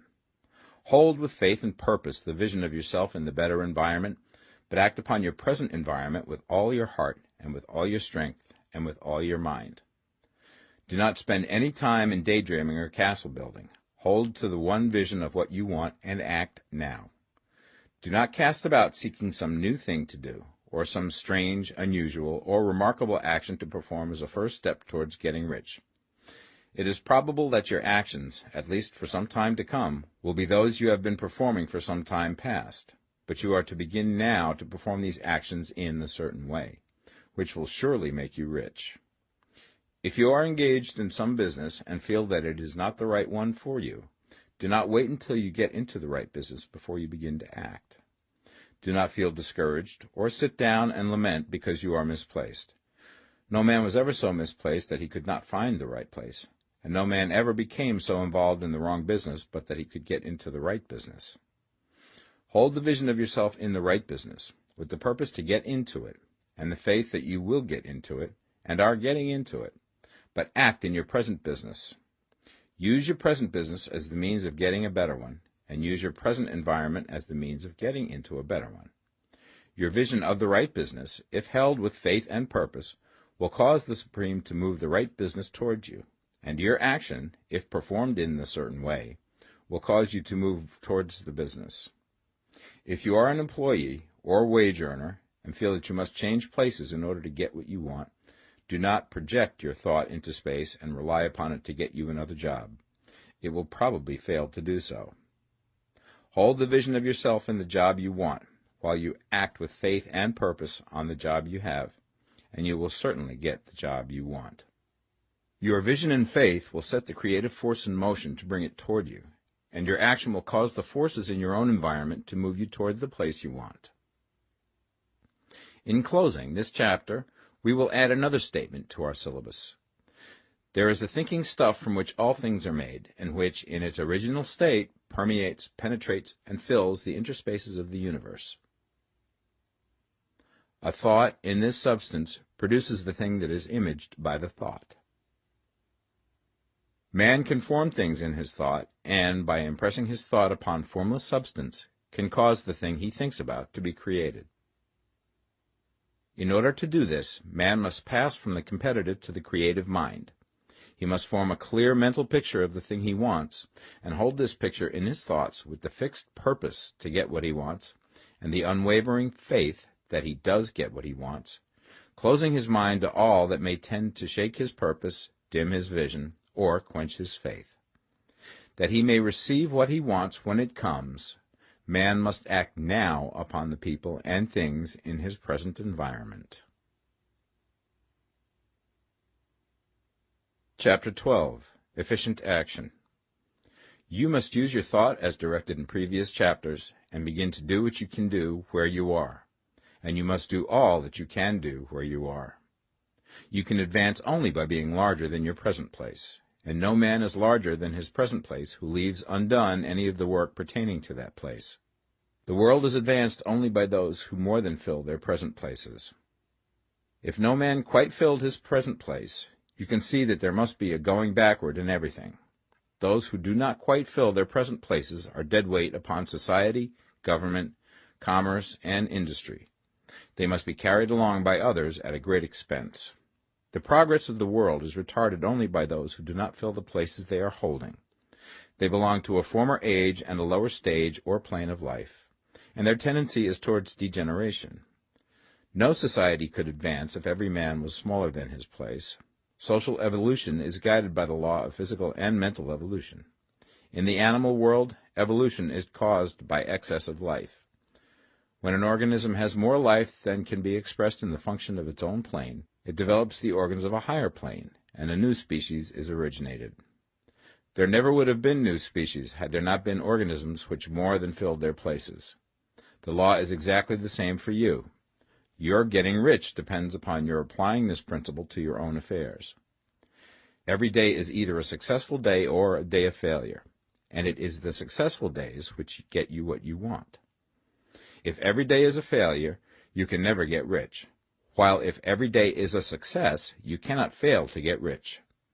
If there is something that may be done today, and you do not do it, you have failed in so far as that thing is concerned, and the consequences may be more disastrous than you imagine. You cannot foresee the results of even the most trivial act. You do not know the workings of all the forces that have been set moving in your behalf. Much may be depending on your doing some simple act. It may be the very thing which is to open the door of opportunity to very great possibilities. You can never know all the combinations which supreme intelligence is making for you in the world of things and of human affairs. Your neglect or failure to do some small thing may cause a long delay in getting what you want. Do, every day, all that can be done that day. There is, however, a limitation or qualification of the above that you must take into account. You are not to overwork, not to rush blindly into your business in the effort to do the greatest possible number of things in the shortest possible time. You are not to try to do tomorrow's work today, nor to do a week's work in a day. It is really not the number of things you do, but the efficiency of each separate action that counts. Every act is, in itself, either a success or a failure. Every act is, in itself, either effective or inefficient. Every inefficient act is a failure, and if you spend your life in doing inefficient acts, your whole life will be a failure. The more things you do, the worse for you if all your acts are inefficient ones. On the other hand, every efficient act is a success in itself, and if every act of your life is an efficient one, your whole life must be a success. The cause of failure is doing too many things in an inefficient manner, and not doing enough things in an efficient manner. You will see that it is a self-evident proposition that if you do not do any inefficient acts, and if you do a sufficient number of efficient acts, you will become rich. If, now, it is possible for you to make each act an efficient one, you see again that the getting of riches is reduced to an exact science, like mathematics. The matter turns, then, on the questions whether you can make each separate act a success in itself, and this you certainly can do. You can make each act a success because all power is working with you, and all power cannot fail. Power is at your service, and to make each act efficient, you have only to put power into it. Every action is either strong or weak, and when every one is strong, you are acting in a certain way, which will make you rich. Every act can be made strong and efficient by holding your vision while you are doing it, and putting the whole power of your faith and purpose into it. It is at this point that the people fail who separate mental power from personal action. They use the power of the mind in one place and at one time, and they act in another place at another time. So their acts are not successful in themselves. Too many of them are inefficient. But if all power goes into every act, no matter how commonplace, every act will be a success in itself. And as in the nature of things, every success opens the way to other successes, your progress towards what you want and the progress of what you want toward you will become increasingly rapid. Remember that successful action is cumulative in its results, since the desire for more life is inherent in all things. When a man begins to move towards larger life, more things attach themselves to him, and the influence of his desire is multiplied. Do, every day, all that you can do that day, and do each act in an efficient manner. In saying that you must hold your vision while you are doing each act, however trivial or commonplace, I do not mean to say that it is necessary at all times to see the vision distinctly to its smallest details. It should be the work of your leisure hours to use your imagination on the details of your vision, and to contemplate them until they are firmly fixed upon memory. If you wish speedy results, spend practically all your spare time in this practice.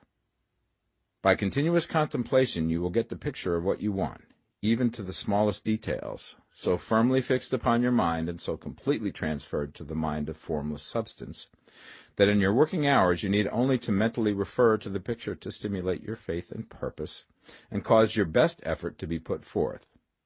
Contemplate your picture in your leisure hours until your consciousness is so full of it that you can grasp it instantly.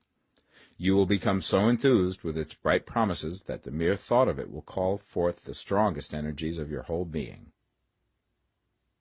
Let us again repeat our syllabus, and by slightly changing the closing statements, bring it to the point we have now reached. There is a thinking stuff from which all things are made, and which, in its original state, permeates, penetrates, and fills the interspaces of the universe. A thought in this substance produces the thing that is imaged by the thought. Man can form things in his thought, and, by impressing his thought upon formless substance, can cause the thing he thinks about to be created. In order to do this, man must pass from competitive to the creative mind. He must form a clear mental picture of the thing he wants, and do, with faith and purpose, all that can be done each day, doing each separate thing in an efficient manner. Chapter 13. Getting into the right business. Success in any particular business depends for one thing upon your possessing in a well-developed state the faculties required in that business. Without good musical faculty, no one can succeed as a teacher of music. Without well-developed mechanical faculties, no one can achieve great success in any of the mechanical trades. Without tact and the commercial faculties, no one can succeed in the mercantile pursuits. But to possess in a well-developed state the faculties required in your particular vocation does not ensure getting rich. There are musicians who have remarkable talent and who yet remain poor. There are blacksmiths, carpenters, and so on who have excellent mechanical ability, but who do not get rich. And there are merchants with good faculties for dealing with men who nevertheless fail. The different faculties are tools. It is essential to have good tools, but it is also essential that the tools should be used in the right way. One man can take a sharp saw, a square, a good plane, and so on, and build a handsome article of furniture. Another man can take the same tools and set to work to duplicate the article, but his production will be a botch. He does not know how to use good tools in a successful way. The various faculties of your mind are the tools with which you must do the work which is to make you rich. It will be easier for you to succeed if you get into a business for which you are well equipped with mental tools. Generally speaking, you will do best in that business which will use your strongest faculties, the one for which you are naturally best fitted. But there are limitations to this statement also. No man should regard his vocation as being irrevocably fixed by the tendencies with which he was born. You can get rich in any business, for if you have not the right talent you can develop that talent. It merely means that you will have to make your tools as you go along, instead of confining yourself to the use of those with which you were born. It will be easier for you to succeed in a vocation for which you already have the talent in a well-developed state, but you can succeed in any vocation, for you can develop any rudimentary talent, and there is no talent of which you have not at least the rudiment. You will get rich most easily in point of effort if you do that for which you are best fitted, but you will get rich most satisfactorily if you do that which you want to do. Doing what you want to do is life, and there is no real satisfaction in living if we are compelled to be forever doing something which we do not like to do, and can never do what we want to do. And it is certain that you can do what you want to do. The desire to do it is proof that you have within you the power which can do it. Desire is a manifestation of power. The desire to play music is the power which can play music seeking expression and development. The desire to invent mechanical devices is the mechanical talent seeking expression and development. When there is no power, either developed or undeveloped, to do a thing, there is never any desire to do that thing. And where there is strong desire to do a thing, it is certain proof that the power to do it is strong, and only requires to be developed and applied in the right way. All things else being equal, it is best to select the business for which you have the best developed talent. But if you have a strong desire to engage in any particular line of work, you should select that work as the ultimate end at which you aim. You can do what you want to do, and it is your right and privilege to follow the business or avocation which will be most congenial and pleasant. You are not obliged to do what you do not like to do, and should not do it except as a means to bring you to the doing of the thing you want to do. If there are past mistakes whose consequences have placed you in an undesirable business or environment, you may be obliged for some time to do what you do not like to do. If you feel that you are not in the right vocation, do not act too hastily in trying to get into another one. The best way, generally, to change business or environment is by growth. Do not be afraid to make a sudden and radical change if the opportunity is presented, and you feel, after careful consideration, that it is the right opportunity. But never take sudden or radical action when you are in doubt as to the wisdom of doing so. There is never any hurry on the creative plane, and there is no lack of opportunity. When you get out of the competitive mind, you will understand that you never need to act hastily.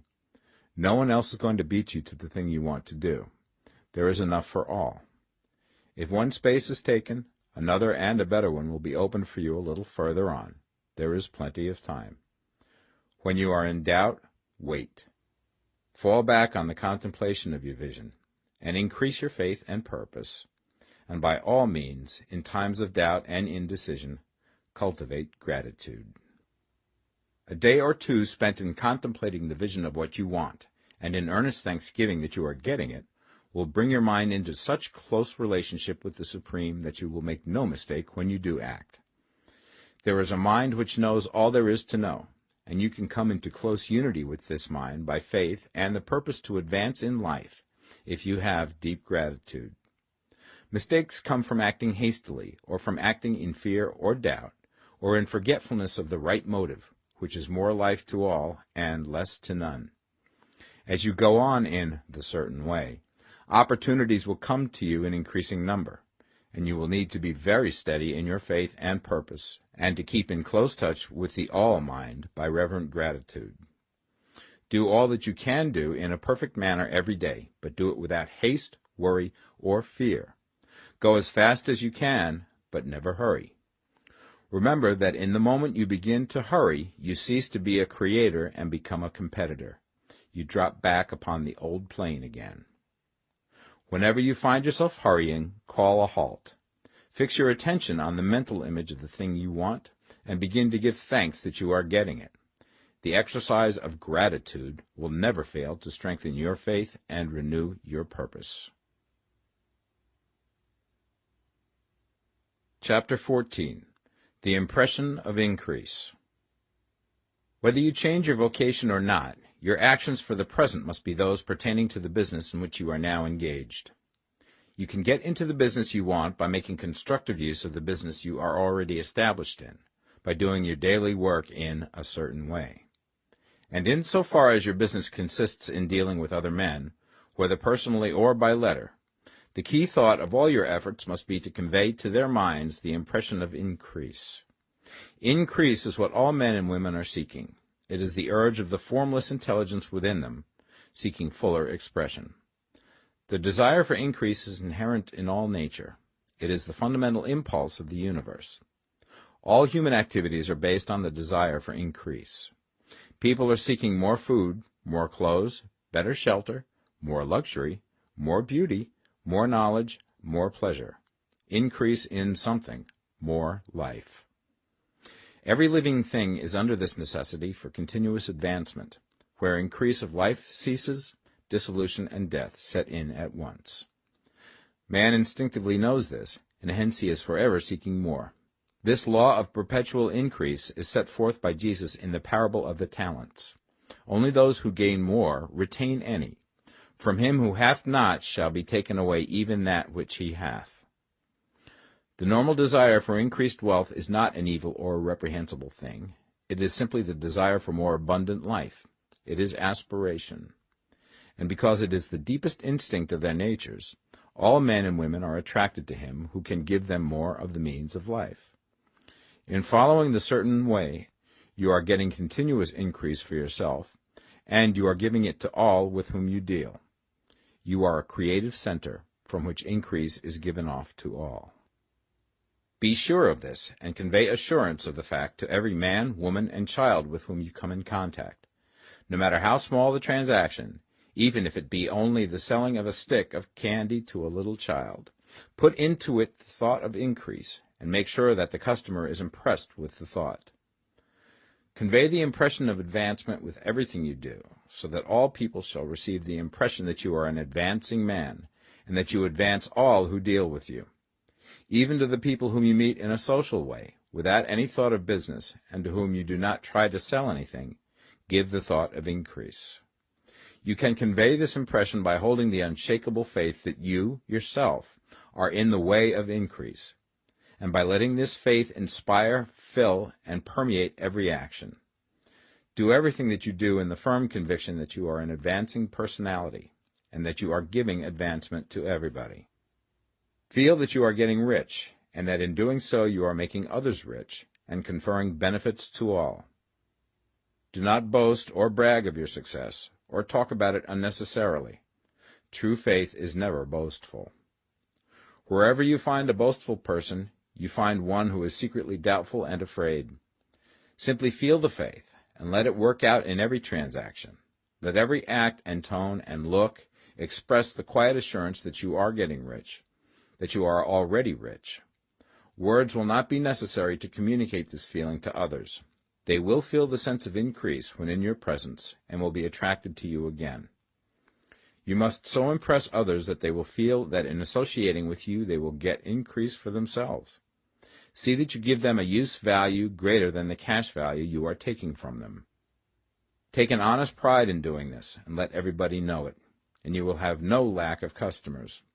People will go where they are given increase, and the Supreme, which desires increase in all, and which knows all, will move towards you men and women who have never heard of you. Your business will increase rapidly, and you will be surprised at the unexpected benefits which will come to you. You will be able from day to day to make larger combinations, secure greater advantages, and to go on into a more congenial vocation if you desire to do so. You must never lose sight of your vision of what you want, or your faith and purpose to get what you want. Let me here give you another word of caution in regards to motives. Beware of the insidious temptation to seek for power over other men. Nothing is so pleasant to the unformed or partially developed mind as the exercise of power or dominion over others. The desire to rule for selfish gratification has been the curse of the world. For countless ages, kings and lords have drenched the earth with blood in their battles to extend their dominions, this not to seek more life for all, but to get more power for themselves. Today, the main motive in the business and industrial world is the same. Men marshal their armies of dollars and lay waste the lives and hearts of millions in the same mad scramble for power over others. Commercial kings, like political kings, are inspired by the lust for power. Jesus saw in this desire for mastery the moving impulse of that evil world he sought to overthrow. Read the 23rd chapter of Matthew and see how he pictures the lust of the Pharisees to be called master, to sit in the high places, to domineer over others, and to lay burdens on the backs of the less fortunate. And note how he compares this lust for dominion with the brotherly seeking for the common good to which he calls his disciples. Look out for the temptation to seek for authority, to become a master, to be considered as one who is above the common herd, to impress others by lavish display, and so on. The mind that seeks for mastery over others is the competitive mind, and the competitive mind is not the creative one. In order to master your environment and your destiny, it is not at all necessary that you should rule over your fellow men, and, indeed, when you fall into the world's struggle for the high places, you begin to be conquered by fate and environment, and your getting rich becomes a matter of chance and speculation.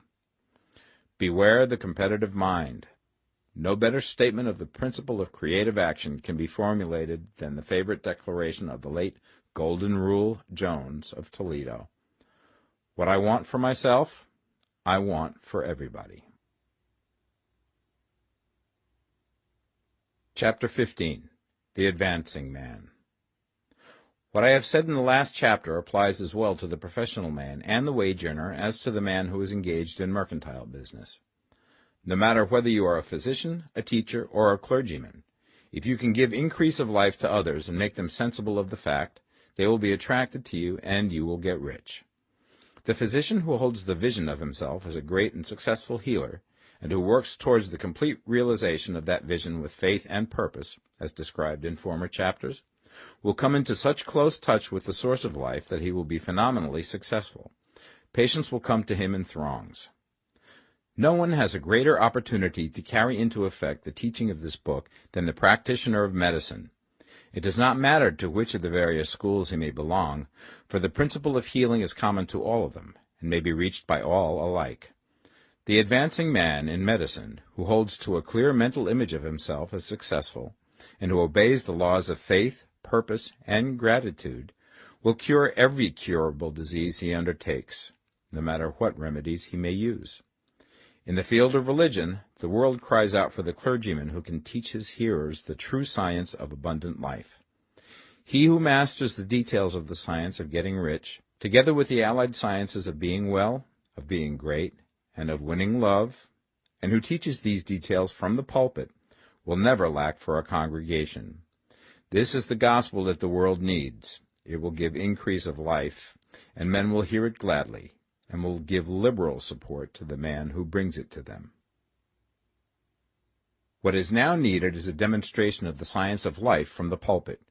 We want preachers who can not only tell us how, but who, in their own persons, will show us how. We need the preacher who will himself be rich, healthy, great, and beloved, to teach us how to attain to these things, and when he comes he will find a numerous and loyal following. The same is true of the teacher who can inspire the children with the faith and purpose of the advancing life. He will never be out of a job. And any teacher who has this faith and purpose can give it to his pupils. He cannot help giving it to them if it is part of his own life and practice. What is true of the teacher, preacher, and physician is true of the lawyer, dentist, real estate man, insurance agent, of everybody. The combined mental and personal action I have described is infallible. It cannot fail. Every man and woman who follows these instructions steadily, perseveringly, and to the letter, will get rich. The law of the increase of life is as mathematically certain in its operation as the law of gravitation. Getting rich is an exact science. The wage earner will find this as true of his case as of any others mentioned. Do not feel that you have no chance to get rich because you are working where there is no visible opportunity for advancement, where wages are small and the cost of living high. Form your clear mental vision of what you want and begin to act with faith and purpose. Do the work that you can do every day and do each piece of work in a perfectly successful manner. Put the power of success and the purpose to get rich into everything that you do. But do not do this merely with the idea of currying favor with your employer in the hopes that he or those above you will see your good work and advance you. It is not likely that they will do so. The man who is merely a good workman, filling his place to the very best of his ability, and satisfied with that, is valuable to his employer, and it is not to the employer's interest to promote him. He is worth more where he is. To secure advancement, something more is necessary than to be too large for your place. The man who is certain to advance is the one who is too big for his place, and who has a clear concept of what he wants to be, who knows that he can become what he wants to be, and who is determined to be what he wants to be. Do not try to more than fill your present place with a view to pleasing your employer. Do it with the idea of advancing yourself. Hold the faith and purpose of increase during work hours, after work hours, and before work hours.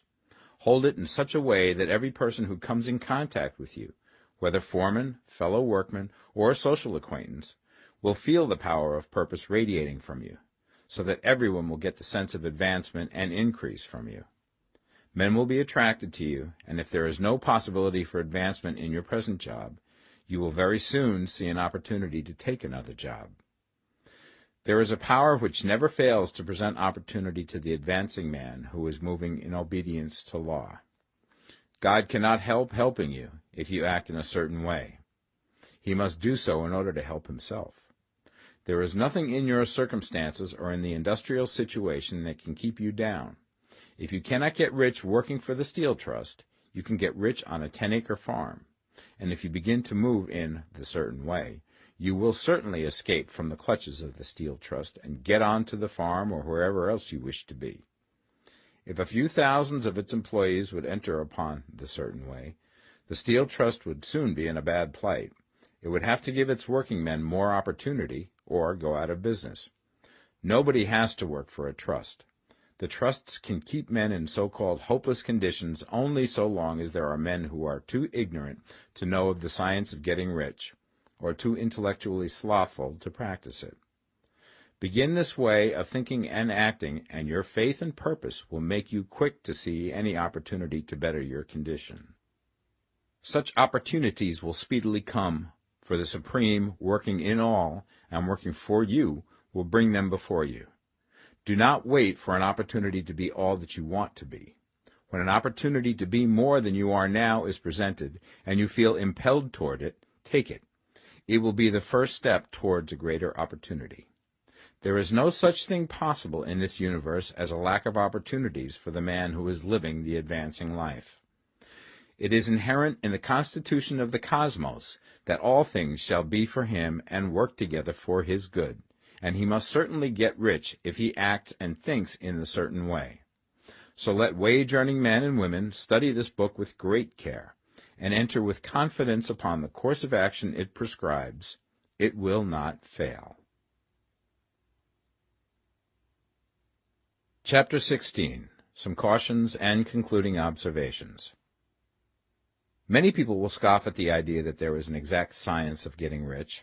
Holding the impression that the supply of wealth is limited, they will insist that social and governmental institutions must be changed before even any considerable number of people can acquire a competence. But this is not true. It is true that existing governments keep the masses in poverty, but this is because the masses do not think and act in the certain way.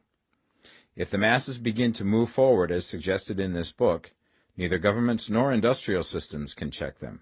All systems must be modified to accommodate the forward movement. If the people have the advancing mind, have the faith that they can become rich, and move forward with the fixed purpose to become rich, nothing can possibly keep them in poverty. Individuals may enter upon the certain way at any time and under any government, and may make themselves rich. And when any considerable number of individuals do so under any government, they will cause the system to be so modified as to open the way for others. The more men who get rich on the competitive plane, the worse for others. The more who get rich on the creative plane, the better for others. The economic salvation of the masses can only be accomplished by getting a large number of people to practice the scientific method set down in this book and become rich. These will show others the way and inspire them with a desire for real life, with the faith it can be attained, and with the purpose to attain it. For the present, however, it is enough to know that neither the government under which you live nor the capitalistic or competitive system of industry can keep you from getting rich. When you enter upon the creative plane of thought, you will rise above all these things and become a citizen of another kingdom. But remember that your thought must be held upon the creative plane. You are never for an instant to be betrayed into regarding the supply as limited, or into acting on the moral level of competition. Whenever you do fall into old ways of thought, correct yourself instantly, for when you are in the competitive mind, you have lost the cooperation of the mind of the whole. Do not spend any time in planning as to how you will meet possible emergencies in the future, except as the necessary policies may affect your actions today. You are concerned with doing today's work in a perfectly successful manner, and not with emergencies which may arise tomorrow. You can attend to them as they come. Do not concern yourself with questions as to how you shall surmount obstacles which may loom upon your business horizon, unless you can see plainly that your course must be altered today in order to avoid them. No matter how tremendous an obstruction may appear at a distance, you will find that if you go on in the certain way, it will disappear as you approach it, or that a way over, through, or around it will appear. No possible combination of circumstances can defeat a man or woman who is proceeding to get rich along strictly scientific lines. No man or woman who obeys the law can fail to get rich, any more than one can multiply 2 by 2 and fail to get 4. Give no anxious thought to possible disasters, obstacles, panics, or unfavorable combinations of circumstances. It is time enough to meet such things when they present themselves before you in the immediate present, and you will find that every difficulty carries with it the wherewithal for its overcoming. Guard your speech. Never speak of yourself, your affairs, or of anything else in a discouraged or discouraging way. Never admit the possibility of failure, or speak in a way that infers failure as a possibility. Never speak of times as being hard, or of business conditions as being doubtful. Times may be hard and business doubtful for those who are on the competitive plane, but they can never be so for you. You can create what you want, and you are above fear. When others are having hard times and poor business, you will find your greatest opportunities. Train yourself to think of and to look upon the world as a something which is becoming, which is growing, and to regard seeming evil as being only that which is undeveloped. Always speak in terms of advancement. To do otherwise is to deny your faith, and to deny your faith is to lose it. Never allow yourself to feel disappointed. You may expect to have a certain thing at a certain time, and not get it at that time, and this will appear to you like failure. But if you hold to your faith, you will find that the failure is only apparent. Go on in the certain way, and if you do not receive that thing, you will receive something so much better that you will see that the seeming failure was really a great success. A student of this science had set his mind on making a certain business combination which seemed to him at the time to be very desirable. and he worked for some weeks to bring it about. When the crucial time came, the thing failed in a perfectly inexplicable way. It was as if some unseen influence had been working secretly against him. He was not disappointed. On the contrary, he thanked God that his desire had been overruled, and went steadily on with a grateful mind. In a few weeks an opportunity so much better came his way that he would not have made the first deal on any account, and he saw that a mind which knew more than he knew had prevented him from losing the greater good by entangling himself with the lesser. That is the way every seeming failure will work out for you, if you keep your faith, hold to your purpose, have gratitude, and do, every day, all that can be done that day, doing each separate act in a successful manner. When you make a failure, it is because you have not asked for enough. Keep on, and a larger thing than you were seeking will certainly come to you. Remember this. You will not fail because you lack the necessary talent to do what you wish to do. If you go on as I have directed, you will develop all the talent that is necessary to the doing of your work. It is not within the scope of this book to deal with the science of cultivating talent, but it is as certain and simple as the process of getting rich. However, do not hesitate or waver for fear that when you come to any certain place you will fail for lack of ability. Keep right on, and when you come to that place, the ability will be furnished to you. The same source of ability which enabled the untaught Lincoln to do the greatest work in government ever accomplished by a single man is open to you. You may draw upon all the mind there is for wisdom to use in meeting the responsibilities which are laid upon you. Go on in full faith. Study this book. Make it your constant companion until you have mastered all the ideas contained in it. While you are getting firmly established in this faith, you will do well to give up most recreations and pleasure, and to stay away from places where ideas conflicting with these are advanced in lectures or sermons. Do not read pessimistic or conflicting literature, or get into arguments upon the matter. Do very little reading, outside of the writers mentioned in the preface. Spend most of your leisure time in contemplating your vision, and in cultivating gratitude, and in reading this book. It contains all you need to know of the science of getting rich, and you will find all the essentials summed up in the following chapter. Chapter 17. Summary of the Science of Getting Rich. There is a thinking stuff from which all things are made, and which, in its original state, permeates, penetrates, and fills the interspaces of the universe. A thought in this substance produces the thing that is imaged by the thought. Man can form things in his thought, and by impressing his thought upon formless substance can cause the thing he thinks about to be created. In order to do this, man must pass from the competitive to the creative mind, otherwise he cannot be in harmony with the formless intelligence, which is always creative and never competitive in spirit. Man may come into full harmony with the formless substance by entertaining a lively and sincere gratitude for the blessings it bestows upon him. Gratitude unifies the mind of man with the intelligence of substance, so that man's thoughts are received by the formless. Man can remain upon the creative plane only by uniting himself with the formless intelligence through a deep and continuing feeling of gratitude. Man must form a clear and definite mental image of the things he wishes to have, to do, or to become, and he must hold this mental image in his thoughts, while being deeply grateful to the Supreme that all his desires are granted to him. The man who wishes to get rich must spend his leisure hours in contemplating his vision, and in earnest thanksgiving that the reality is being given to him. Too much stress cannot be laid on the importance of frequent contemplation of the mental image, coupled with unwavering faith and devout gratitude. This is the process by which the impression is given to the formless, and the creative forces set in motion. The creative energy works through the established channels of natural growth, and of the industry and social order.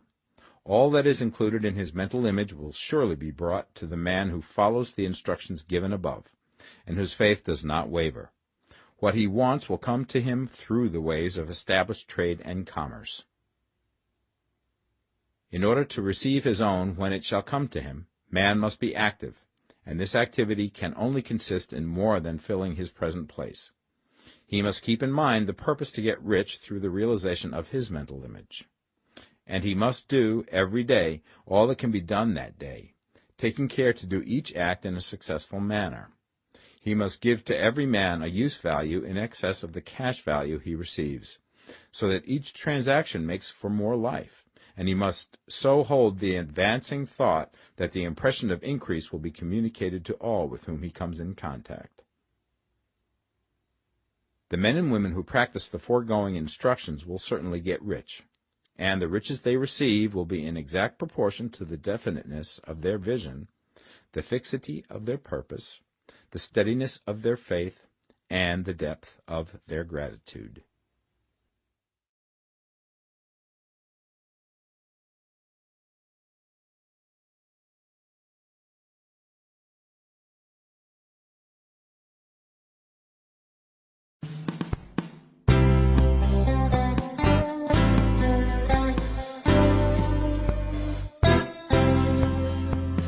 The Science of Getting Rich by Wallace D. Wattles.